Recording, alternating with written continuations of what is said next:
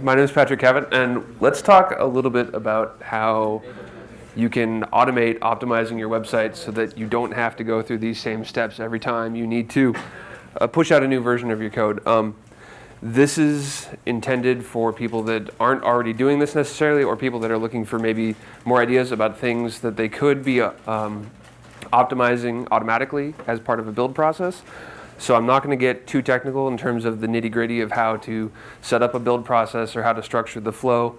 If you want to talk about that, great, we can. But really it's about different ways that you can automate these specific optimizations for your site to make your site faster with a little bit of setup work on your part up front, and then just letting it go forever after, reaping the benefits. So that kind of covers why using a build tool, but really it's about taking the boring, repetitive stuff and getting rid of it. That's not fun to do. That's not creative or interesting, and me especially, I hate doing boring, repetitive tasks. Hopefully most of you guys are the same way.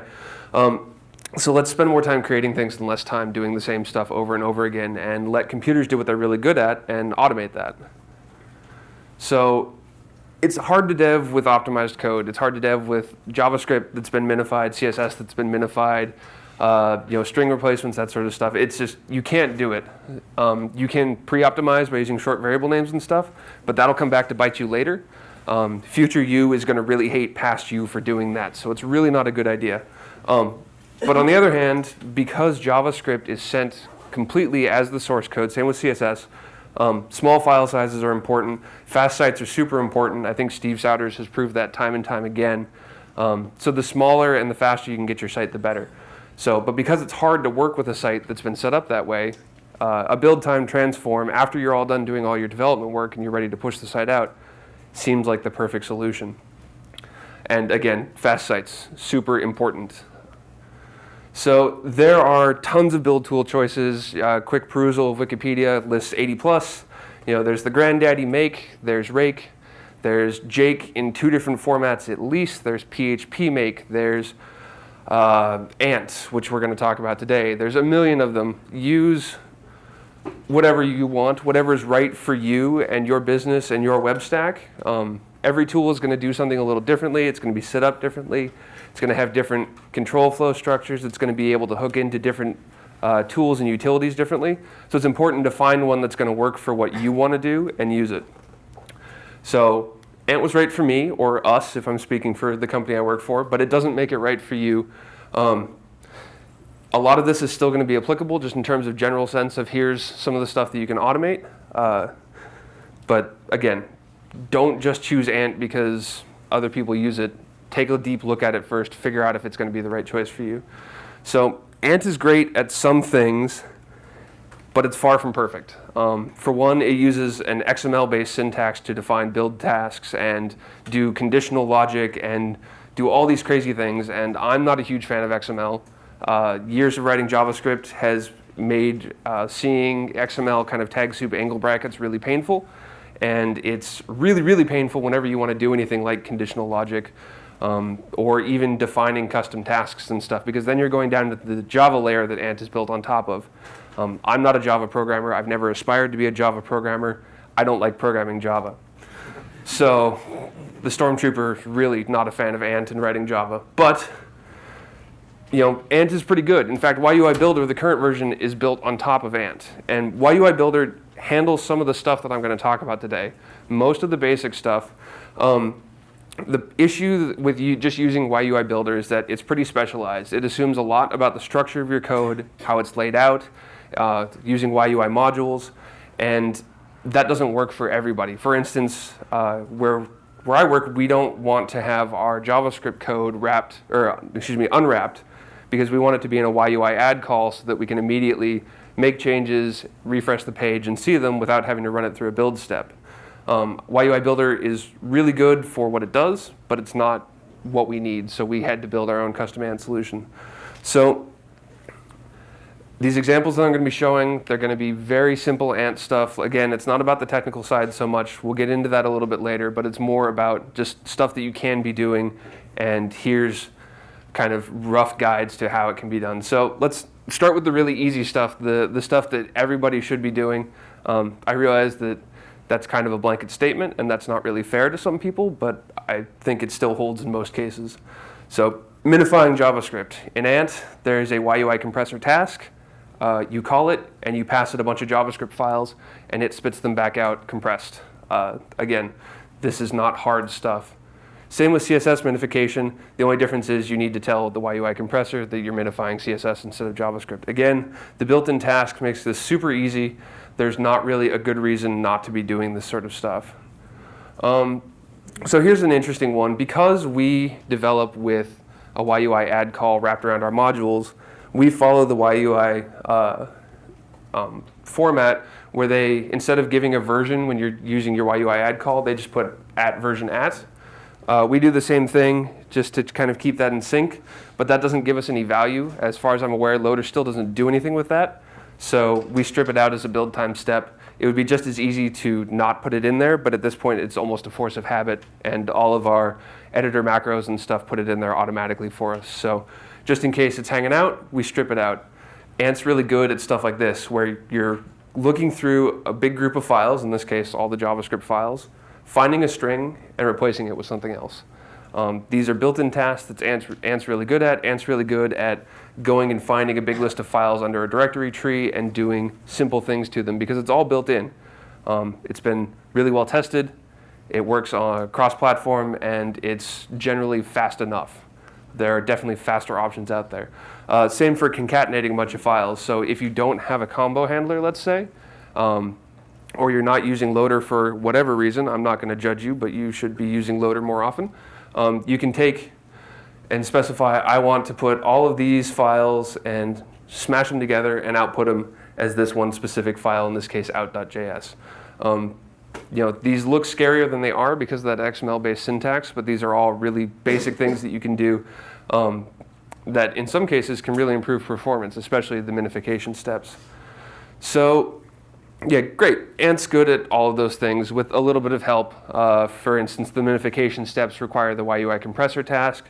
So Ant is pulling in the YUI compressor library and running that inside the same Java virtual machine, but it's designed to pull in external tasks like that. So with a little bit of help, Ant is really good at the basic stuff. But those are really boring and not super duper helpful, right? Like there's got to be more that we can do with this, more interesting things, more useful things. Like I was saying, if you can automate this stuff, you can afford to do smaller optimizations because you're not having to do them manually. Once they've been written up as an Ant task, you can just run them again and again every time you're ready to deploy a built version of your site, and you get them for free. Obviously, you're going to want to test them and make sure that they're not breaking on new versions of your code, but that's relatively straightforward and a small ongoing price to pay for the performance advantages that you can get from doing some of this stuff. So let's say that you don't want to use a version number in the path to your files. Julian, I'm going to get this wrong, Lecomte, I believe, is a front-end engineer on the Yahoo search team, and he wrote a file transform task for Ant, basically. He did the Java grunt work to write this task, and what it does, reads in the contents of the file, hashes it, and appends that hash to the file name.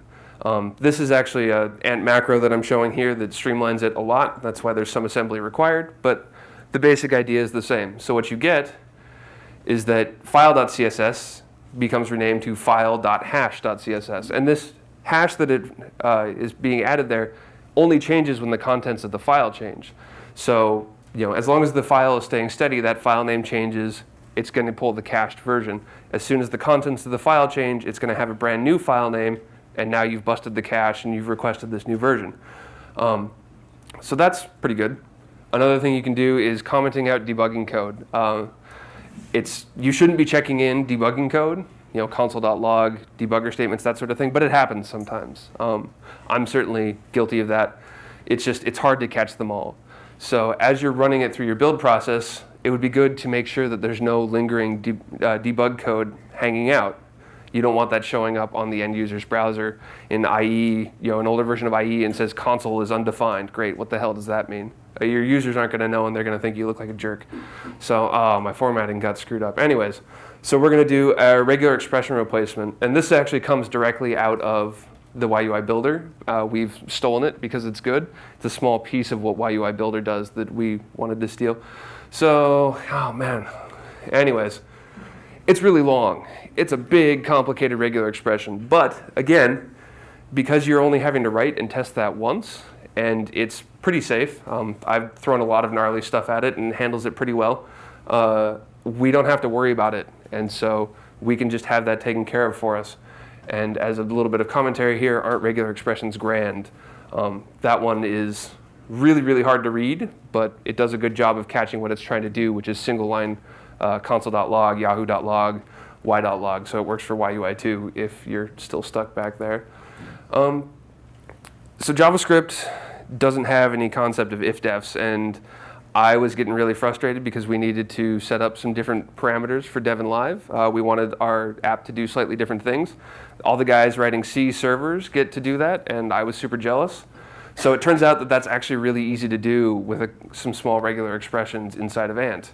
So you get in live they're commented out.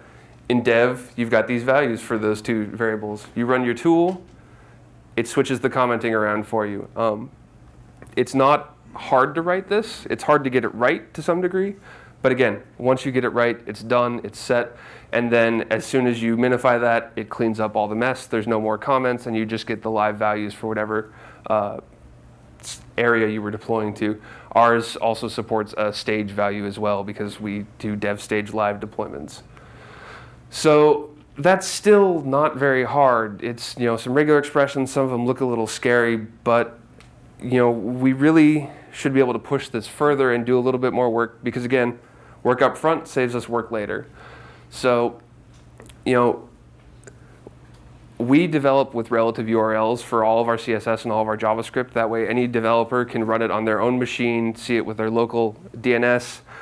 We don't have to change our relative URLs for pushing it up to different dev servers in different countries. It makes life really easy. But when we push our code up to stage and live, we want to have a CDN prefixed absolute URL for it so that it'll go through the CDN. They'll fetch it from our origin server. It's cached. It's out on their edge servers. It's super awesome. So this is where things start to get a little crazy looking. I tried to fit this code on the slide, and it didn't work, partially because the version that I was using was a little old and messy, but also just because there's a lot of regular expressions. So I tried to fit it on a slide anyways and ended up with that mess. If you can read that, awesome. If not, you could go check it out on GitHub later because it's a lot easier to read there, I promise. There's a lot of stuff going on here, but again, setting this up once and getting it right, and we're good to go. So I haven't seen a lot of usage of data URIs out on the web. It's getting better, but data URIs have traditionally been really hard to do. Both finding tools to generate them for you and getting them into your file and remembering to update them when images change. So Nicholas Zakas wrote a tool called CSS Embed that makes data URIs, well, certainly easy. I don't know that fun is really the appropriate thing to say there. But he's got it up on GitHub. It's a Java-based command line tool, but it also has an Ant task. So what you can do is you can run this tiny little Ant task on all your CSS files. If you want to get creative, you can also specify a maximum file size for it to embed. I highly recommend it. You probably don't want 100K of JPEG images added to your CSS because then you aren't going to see anything while it loads all of your images and all of your CSS at once. So it's important to find a good balance. But what you end up is you run it on this pretty traditional background URL image. It ends up looking like that with base 64 encoded image string. You get the idea. It's really long. But the cool thing is data URIs gzip down to about the same size that the image would have been anyways, and gzipping an image in its binary form doesn't really help that much. So you trade a little bit of download time for a large reduction in the number of HTTP requests that you're making, which makes your site a lot faster because HTTP requests are really expensive. This one is a really awesome tool. And the other thing it does is that, so I don't know how many of you guys have been doing front-end web development for a while, but I remember when I first discovered about CSS sprites and my mind was blown. Thought that was the coolest thing. And then I had to update a CSS sprite with new images and keep all the positions in sync, and I wanted to just take my computer monitor and just huck it somewhere because it's really hard. And so there are tools out there that automate CSS sprite generation. I don't know of any off the top of my head or know if they're any good, but I've seen them in the past. The ones that I've seen require you to add a lot of metadata to your CSS in the form of comments that it then parses and determines whether the particular part of the sprite sheet needs to tile X or tile Y or where it's located. But you shouldn't do that. And the reason you shouldn't do that is because data URIs are like image sprites in that they're awesome and part of your style sheet and reduce your number of HTTP requests, but they're better because you can automate it really simply with CSS embed. So the problem with data URIs is that IE 6 and 7 don't support them. Fortunately, they support something very similar called mHTML, which effectively ends up looking like a bunch of data URIs, just super ugly. And the cool thing is that CSS embed will generate the mHTML file for you as well. So at that point, it becomes a simple matter of either using the YUI loader or conditional comments or whatever your favorite form of conditional loading is to send IE 6 and 7 the mHTML file instead of the CSS file with data URIs. Now you've no need for more image sprites. They're just gone. You don't have to worry about it. It's all automated, and it makes your life super easy. The first time I had to put 10 icons into a CSS file and didn't have to worry about background positioning and could just leave it all at the default, oh, it's fantastic. So there aren't tools for everything that you're going to want to do in Ant. It's just the sad fact of life is that Ant doesn't have tools for everything, and not everyone has gone out and written a Java-based tool that Ant can easily interact with. You can call external executables from Ant, so that's great. That takes care of some of it, but sometimes it's just impossible to find what you want to do, and you're going to have to write it yourself. I don't want to write Java. I'm assuming people out here don't want to write a ton of Java if you're front-end developers, and I don't blame you. But what do you do in this case? Like, where can you go if you don't want to write Java? So the cool thing is, and I didn't know this for a long time, but Ant can run JavaScript. That's not without some caveats. It's running Rhino, going through what's called the Bean scripting framework, which gets us some cool things and makes me very happy because I like writing JavaScript a lot. But JavaScript is missing a lot of the APIs that would actually make that useful. You can't read files off the disk. You can't save files to disk. You can't go searching through your directory tree for all the JavaScript files and then reading them in and doing something useful with them. In native JavaScript, those just don't exist. This is running in Rhino, and Rhino doesn't provide those APIs either. So now it's like, well, crap, I can write JavaScript that does nothing. That's awesome. Fortunately, the way the Bean scripting framework works is that Ant can run JavaScript that has full access to all the Java file APIs and any other Java API that you might want to read, and all the underlying Ant APIs that it takes the XML and translates to and creates a bunch of dynamically generated Java classes. So that's a lot cooler because now we can read files off disk, we can write custom tasks in JavaScript, and we can do everything that we wanted to do. There's just one problem. It's super ugly. It ends up looking like Java inside JavaScript, which isn't great, but it's a little bit better. So you get awesome stuff like super long package names like org.apache.tools.ant.util.filesutils. There's exceptions everywhere because exceptions are a great way to control program flow, right? We're all agreed there. And all the APIs are synchronous. So you're blocking if you're reading a huge file into JavaScript. Never mind that because it's Rhino, it's kind of slow to do that. But whatever, most JavaScript files that we're going to be reading in aren't huge. So there's some downsides, but there's some upsides in that now we can write JavaScript, just straight up JavaScript with some crazy weird Java stuff kind of bolted in there, and do cool stuff with it. Oh, and by the way, interacting with the Ant APIs isn't any better. It all kind of looks sort of gnarly. So that's, it's kind of a toss-up, but at least it's really powerful because now you can do closures, you can do all the stuff that you want to do in JavaScript, you can iterate really quickly without having that compile step, without having to write Java or really know Java to a large degree. You have to be able to read Java API docs, which in and of itself is a learned skill and not the easiest thing in the world, but it is possible. I'm living proof that you can be a mostly JavaScript guy and learn to read Java API docs. Best of luck. So what is this good for, though? I mean, we've got all these built-in tasks that are really fast. They're native. We can pull in external tasks like CSS embed, the YUI compressor. There's a couple of other cool ones out there. So why do we need to write JavaScript and tasks? Well, there's some cool stuff, especially around parsing lots of text and doing interesting things with it, that JavaScript really excels at. You're not having to cast stuff to strings. You're not having to call really long, obnoxious string methods. Like, JavaScript is really good at string manipulation, running regular expressions, that sort of thing. So one of the first things I did with this is, for us, we define our YUI config in an external file and load that in via a script tag. And so that's one of the first things we do after loading the YUI seed files. We load in our config. Well, that file is never very big. It doesn't change very often. So I got to wondering if it would be possible to take that file and just stick it in line. In development, we want to pull it off disks so that maintenance is easier, so that it'll get compressed as part of the build process. But after that, there's no reason why that couldn't be just inlined in our HTML. It's a very small K-weight add, gets rid of that extra HTTP request, and because it changes so rarely, having that cached as part of the HTML isn't a big deal. So what we do is we dynamically create an ant task from JavaScript. And again, this is a little gnarly because you have to first create the task, and then set all the properties for the task, and then finally you get to execute the task. There's no quick and easy way to do this, unfortunately, because you're working with the Java APIs exposed to JavaScript. But it's not that bad, is what it eventually comes down to. Like I was, it was gross for a while, but then I got used to it. So, and because my formatting's all messed up, this doesn't look as nice as it should, but you can see we went from having a script source to just a script block with a value. For here, that's, this would be a tremendous performance win, because a full HTTP request to get that would be kind of a huge waste.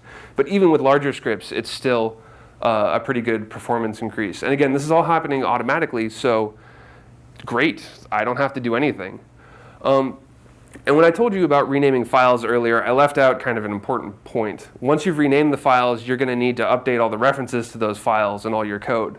The file transform task that Julian wrote outputs a mapping file of old file name to new file name that Ant can natively use to go through and rename all the references. And that works for the 90% case. The problem is when you have a YUI config that looks something like this, where you've got a base directory, and then inside your modules you've got a path. And so the full path that loader is going to request is going to be /js/wooga.js. And up there, that doesn't match at all what Ant's going to be looking for. So we can let it do its normal replacement. It's going to miss the YUI configs. That's cool. But we've got JavaScript. We can parse a YUI config. We can load that up as JavaScript, change the object around, and then save that back out. So we can get this from what we had using a custom JavaScript Ant task, which is pretty cool because now we've still got our cache busting. We can still use base instead of having to put the full path for every single module, because that's just a waste of everybody's time. Nobody wants to type that much. And so we get the best of both worlds in an automated way. This is one that I haven't actually written yet. It's an idea that I had a couple days ago that I would really like to do. In development, we want to load in CSS grids, CSS fonts, CSS reset, not in that order, but and we want to load them in all as their own link tags, and we want to load in the raw versions. Same for script tags. If we need to load in multiple config files, we don't want to run those through the combo handler in development because it makes it harder to debug. So using this powerful string parsing that JavaScript has, we can read in all of our templates from disk, look at what they're doing, and look for multiple script tags in order with the same domain or no domain, which means they're ours. And we know how to combo handle those because we know how our combo handler works. And so we can then rewrite these to 3 separate CSS files into one. Currently, we do this by using the if-def stuff, but that's really ugly. And if you update the lower one and add an extra link, you have to remember to update the combo handled URL as well. And especially for something like CSS where order is important, that can be a pain. And the whole point of this is removing pain parts. So I'm looking forward to getting a chance to actually sit down and write this, but I think it's a cool idea and something that would really benefit us in the development process. So I got really excited when I was able to write JavaScript inside of Ant tasks, and I started thinking about all the different things I could do with it, and got really, really excited, like I was saying, but also started thinking about stuff that was probably not a great idea. I'm only giving 2 examples here. There was a few other ones that I'm embarrassed to talk about, but these are the ones that I actually followed through on somewhat. So app cache manifests, the HTML5 app cache is pretty cool. It's a way to tell the website, or tell your browser, excuse me, hey, these are all the files I'm going to use. Could you download these and cache these in a special location? And I was like, whoa, that sounds awesome. That would be a huge performance improvement if we could have an app cache manifest on our site that would have it preload all of the assets for our sites. And so I wrote a JavaScript Ant task to take this directory structure and output an app cache manifest file.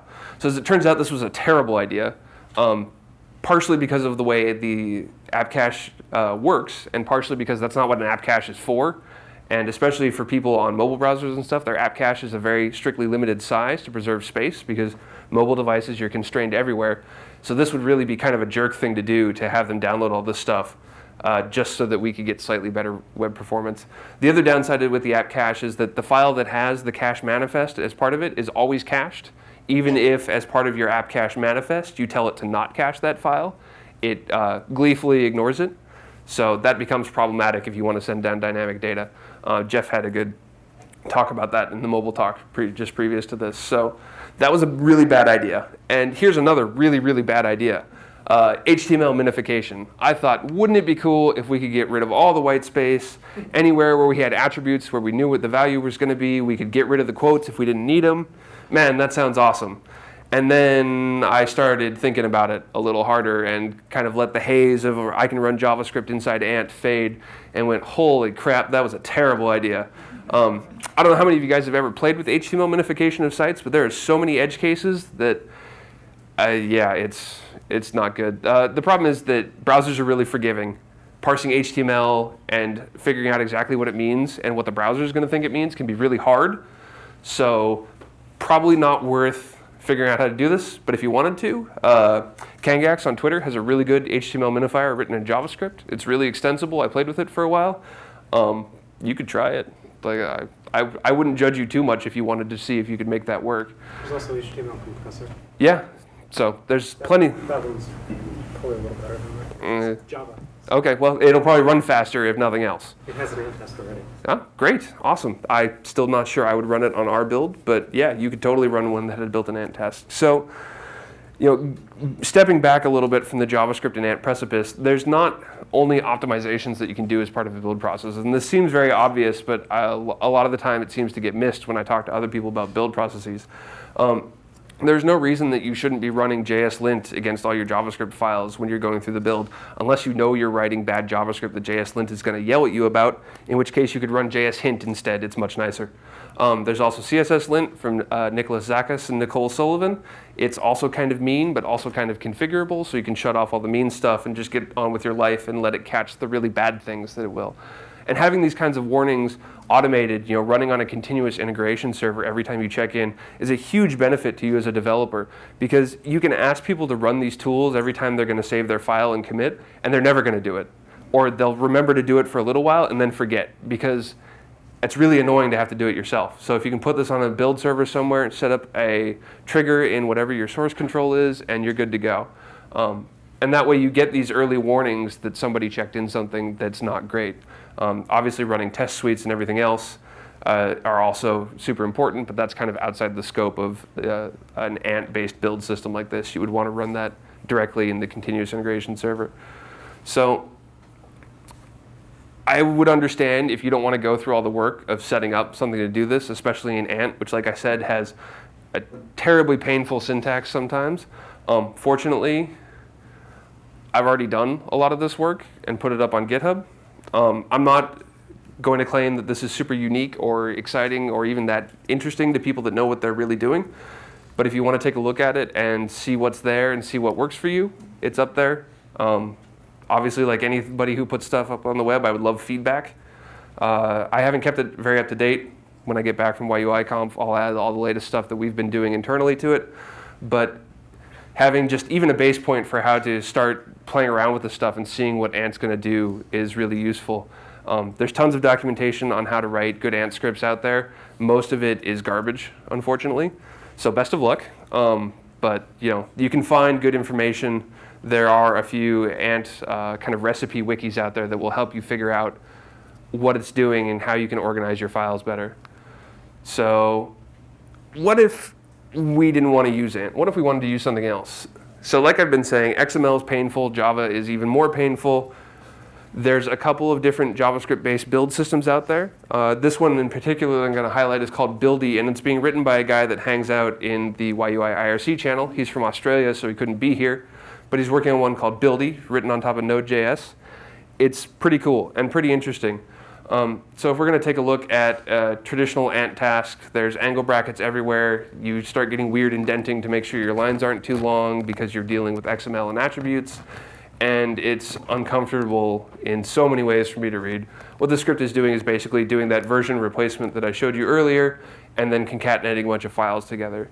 So in Buildy, that looks like this, where you set up a queue to say what it does, and you define a list of chain tasks to do it. It's neat, it's concise. I find it really easy to read, and it's all written in JavaScript, so I can get into the guts anytime I need to and figure out what's going on and why it's not working. This project in particular is still pretty rough. It's still pretty new. He's doing a lot of work on it when he's got time for it, and we've been having some really good feedback in the YUI IRC channel. So if any of you guys are interested, I'm sure he would love for you to check it out and provide some feedback as well. There's been some rumblings that the next generation of the YUI builder is going to be built on top of Buildy. I hope that's the case, because right now using YUI builder for anything, it means you have to go into Ant, and like I've said plenty of times, Ant is painful. So that's about it. Did you guys have any questions? Does anybody have any thoughts about other optimizations that you could be automating at build time? Because if so, I would love to hear them, because I'm starting to run out of ideas, sadly.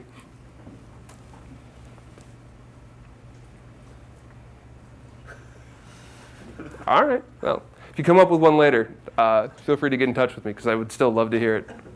So thank you very much.